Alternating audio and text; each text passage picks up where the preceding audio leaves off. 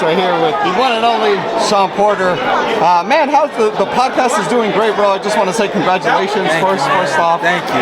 The setup is beautiful, man. You guys got listen, man. It's fun, man. I'm grateful that the powers that be allow me to do it. That's it, man. And, I mean, it's credit to your knowledge, credit to your experience in the sport and all that too. So sure. that obviously has a lot to do with it, and obviously the team and over here. Yeah. So the whole team. Guy asked me the other day, I want to start a podcast. You got any advice for me? I said, get a team. I just did not want to be a one-man show, and to this point, everything that I've done, God has had His hands on, and everything's worked out. So I'm gonna just keep it going like that. It's beautiful, brother. We're here, Tank versus Garcia. What did you take from the little shoving incident yesterday? Yeah, it was weird, and I was glad that usually when there's two foreign fighters, usually there's a misunderstanding. You can't communicate what's going on. So I was actually grateful. I was happy that Garcia stayed cool and didn't pop off because he thought that Tank was, trying to come after him, and then I was wondering if Tank was going to do something too, I think it's kind of that Mayweather. I'll say it like this. I think that yesterday had Mayweather's name written all over it. From him showing up an hour and a half late to then being physical on the stage. Those are Mayweather tactics right there, So, he's learning from the best, and as you can see, it's working out for him in the ring. Did you yourself take anything from it? Like that's it. I figured. Rather, does that mean anything in the fight? Like the way they interacted? Did you take anything from maybe Garcia's temperament? Like you said, he seemed pretty calm, but he seemed calm, but he seemed ready to go. He seemed like, hey, do something else, and the more you do, I'm gonna do.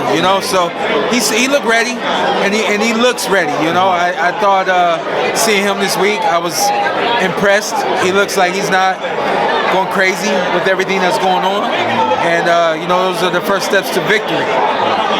Well, I was just talking to your dad earlier. He was saying that Boozy Ennis, I guess he used to work with you as well, like back in the day, I guess when you guys were younger and stuff like that. Did you and Boots ever get any work in sparring or anything like that? No. When I was around Boozy Ennis and his son, that was 2008 to about 2010. So Boots was, I don't know, a teenager at that point in time. I actually never met Boots until quite a few years later. I think maybe 2014 was the first time we had met Boots. National Golden Gloves tournament, he won. We were there and we saw it. And we were like, yeah, he's everything you see now. It was all of that back then. He's fighting for interim belt. Ennis is fighting for an eliminator, both for the IBF. Do you think that's where PBC is going with those two being their back-to-back on the card? Between Boots and you said Ennis and Boots. You mean between Boots and Ellis? Yes, sir. I think that makes sense, and I think that's the way it's going. And I'm going to be honest with you, man. I've been mad this week that nobody briefed these guys on what's realistic. So you got Boots on stage, no knock on Boots, but you got Boots on stage saying, I want Errol, I want Terence. Okay, cool, we know what you want, but be up there saying what you're gonna get, because you could really give us a reason to get excited for what's next, opposed to overlooking what's realistically what's going to be next, and moving on to what you want. This is what I know out of boxing, man, and he should know this by now. If not, he's going to learn it soon. You're not going to get what you want. And when you do get what you want, it's probably not going to come when you want it. It just kind of is what it is. I feel like that's a boxing fan's mantra. Just have to know that you're not going to get what you want. So here's my point, and here's why I was so mad. I'm from Cleveland. I'm a Cavaliers fan. If I wanted to go to Cleveland right now to watch the Cavaliers, I could get on the internet. I could find what game I want to go to. I could structure my whole life around going to that Cavaliers game. You can't do that with boxing. So the best thing you could do is get people excited to see you and what's going to happen next and when you want it to go down. I think they have an opportunity to do that. Create a schedule for everybody to get excited about, and nobody briefed them on how to do it. And I just think that steps are missed right there, man. I feel like that's where kind of mentorship from fighters like yourself, exactly, help out in that. Exactly, yeah. I got attacked by a. Oh, that's not good. A fight I want to get to. David Benavidez versus Caleb Plant. Stylistically, they're just incredible. Both love it.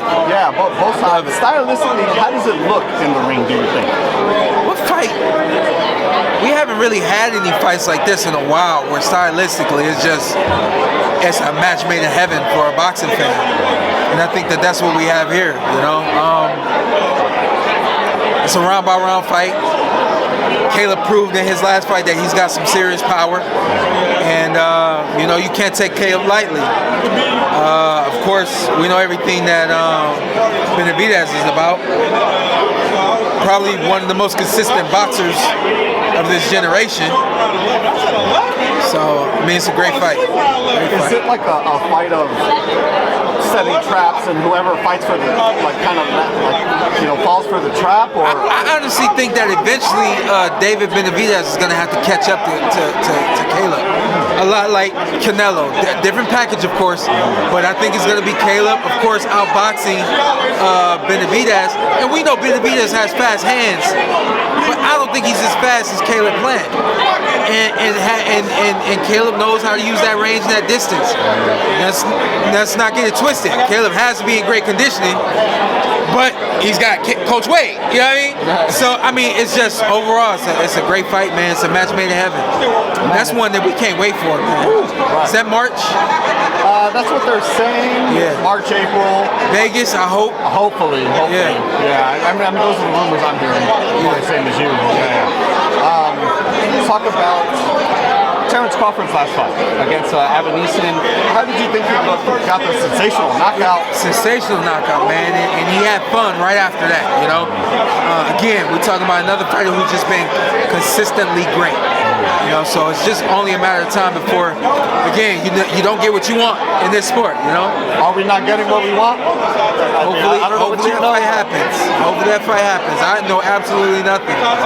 So hopefully that fight happens. In your heart of hearts, it happens. It happens at 154. I mean, hey, at least we get it. I mean, I guess. It happens this year. It happens this year at 154. At 54, huh? That obviously would obviously if all the rumors are true, Spence versus Thurman, that would kind of mean obviously Spence would have to beat Thurman. Right. But Spence Thurman is a really good fight. I feel like people kind of overlook that a little bit. Thurman's only loss is to Manny Pacquiao. Yeah, man, I don't read into the only loss. What I read into is how inactive Keith has been, you know? And I know he may not like hearing that, especially not for me, but it kind of is what it is, and we know about all of the injuries and things like that. So, you know, I spoke to him and I told him, I said, hey, man, I would love to see you have a second phase of your career. I think that you have what it takes to do that, and I'm looking forward to it, you know? I'm always in his corner, no matter who he's in the ring with. Last two questions for me, man. Top 3 lightweights in the world right now. Shawn Porter, ranked. Tank Davis, Shakur Stevenson just got there. Top 135 pounds. Already? And of course we have to include Devin Haney. I don't include him because he's undisputed. I include him because he is amazing talent. Did you see any of those sparrings between Tank and Shakur? Or Tank and no. And last one, top 3 pound for pound. Shawn Porter's top 3 pound for pound right now. I hate pound for pound. Oh, you do? Why is that? Dude, I hate pound for pound. It's subjective. It's subjective, yeah. So obviously you're asking for my opinion. Yeah. I don't know. I really don't. I think that Tank Davis belongs in the pound for pound. I don't know if he's in the top 10. He belongs in the top 5. Or for you, pound for pound, is it like skill or accomplishment or like eye test or all of it, or? I don't even know. Like for me, I guess my pound for pound is skill, talent, and probably skill, talent, and how dominant you are. Shawn, thank you so much, brother, for your time, man. Best of luck. The Porter Way podcast, Instagram, TikTok is solid too, all that. Thank you, man. Who's watching? Thank you so much.